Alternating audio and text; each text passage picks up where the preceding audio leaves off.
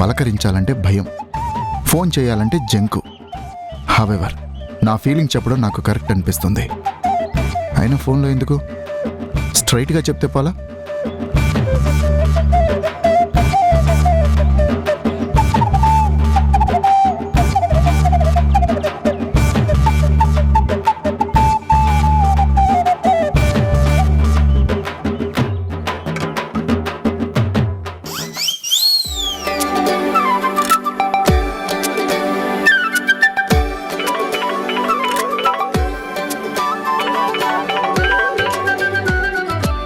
ఏంటి ఫోన్ చేస్తున్నాడు?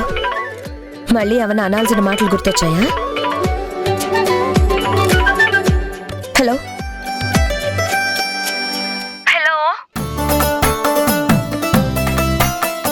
హలో. జననికి కాల్ వెళ్ళిపోయిందా?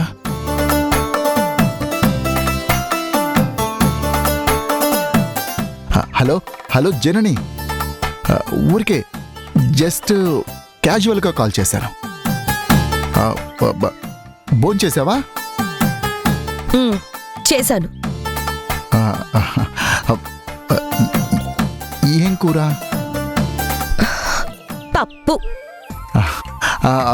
అది అసలు ఎందుకు ఫోన్ చేసావు?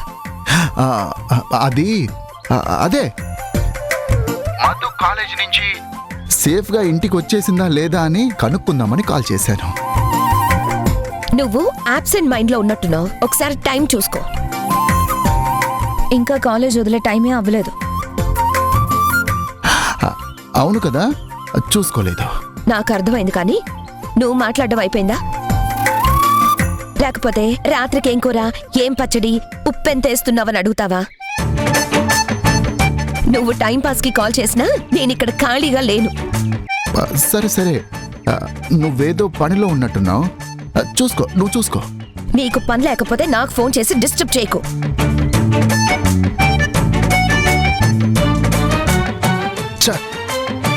ఫింగర్ టచ్ అయ్యి ఫోన్ వెళ్ళిపోయింది. అంత కట్టే కొట్టే తెచ్చేలా మాట్లాడాలా? ఏదో చేశాళ్లే అని కూల్గా మాట్లాడొచ్చు కదా. ఏదో రియలైజ్ అయినట్టున్నాడు, ఎక్స్ప్లెనేషన్ ఏమన్నా ఇచ్చుకుంటాడేమో అని అర్థం చేసుకోదా? అయినా ఈ అన్నం కూర పప్పు మ్యాటర్ ఎందుకు? స్ట్రైట్గా సారీ చెప్పేస్తే పోయిండేది కదా. నో నో నో, ఆయన సారీ చెప్పేంత తప్పు నేనేం చేశాను? ఉంటే ఉండని, ఇవాళ కాకపోతే రేపైనా అర్థం చేసుకోదా? నేను మంచివాణ్ణని, మనసున్నవాణ్ణని, మారానని గ్రహించలేదా? ఇంటెలిజెంట్ కదా, డెఫినెట్గా అండర్స్టాండ్ చేసుకుంటుంది.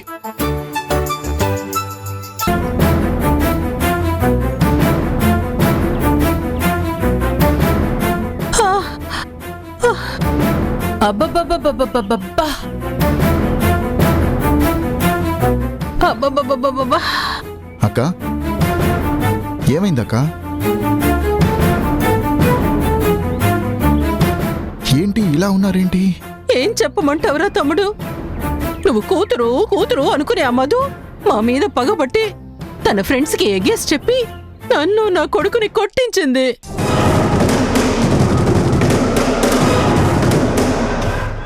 దాని అనుమానానికి మా ఒళ్ళంతా హోనమైపోయిందిరా. దాన్ని ఇంట్లో ఉసిగొల్పారు.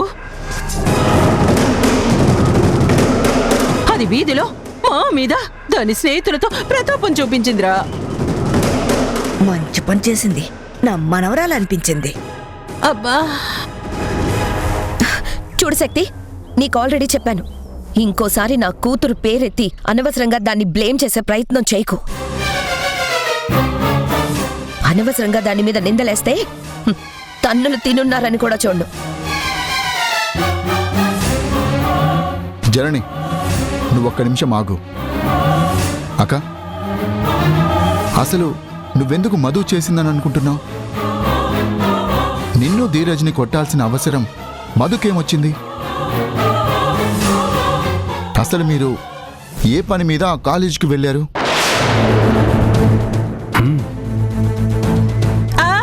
అబ్బా! అబ్బా!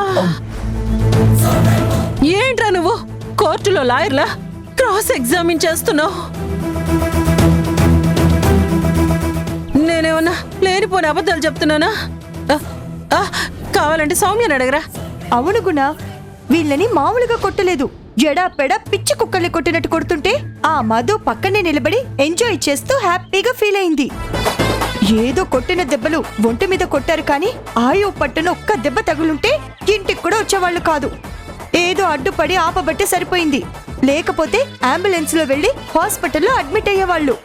అబ్బో అబ్బో అబ్బో, ఏం కొట్టుడు, ఉతికి ఆరేశారనుకో. వాళ్ళ దెబ్బలు చూస్తుంటే స్టార్టింగ్ లో సచిన్ టెండూల్కర్ క్రికెట్ మ్యాచ్ ఆడినట్టు అనిపించింది.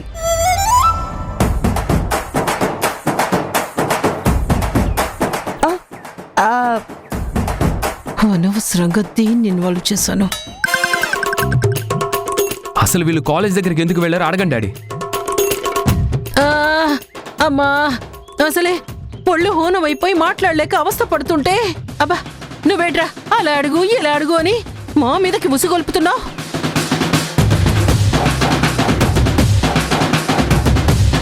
అబ్బా మమ్మల్ని కాస్త మా గదిలోకి వెళ్ళి కాపడం పెట్టుకోనివరా.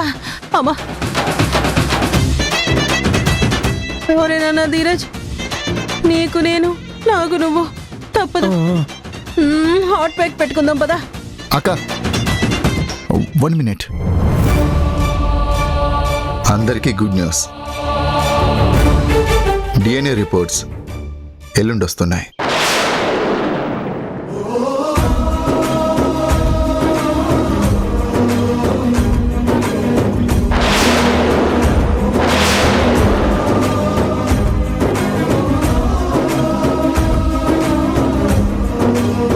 భారం తొలగిపోతుంది, బాధ్యతలు ట్రాన్స్ఫర్ అవ్వబోతున్నాయి. నా నిర్ణయాలకు కట్టుబడాల్సిన టైం దగ్గరకు వచ్చేసింది. నేనేంటో లోకానికి గుణకి అర్థమవుతుంది. గుణ, నీ పిల్లలని ప్రపంచానికి పరిచయం అవుతారు. చాలు, వాళ్ళ లైఫ్ సెటిల్ అవుతుంది, ఫ్యూచర్ డిసైడ్ అవుతుంది. ధైర్యంగా నా గమ్యం వైపు నేను నడవచ్చు.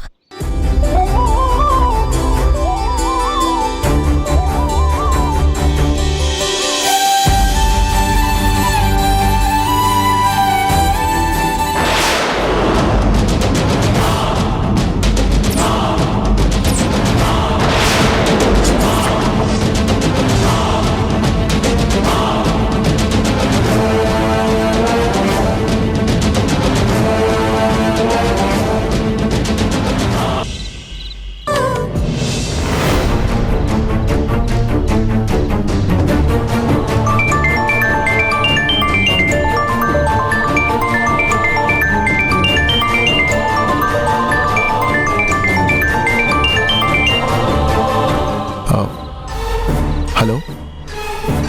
సార్, ఏంటి ఈ టైంలో ఫోన్ చేశారు? అర్జెంట్ మ్యాటర్, అందుకే ఫోన్ చేశాను. నేను లొకేషన్ షేర్ చేస్తున్నాను, మీరు ఇమీడియట్గా అక్కడికి వచ్చేసేయండి. ఏమైంది సార్? ఎందుకు?